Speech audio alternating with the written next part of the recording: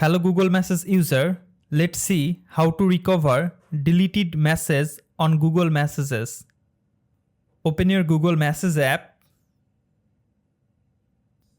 Now click on profile icon. Now tap on trash option. But the trash option is not visible for you. Go back. Open Google Play Store. Now search Google Messages app.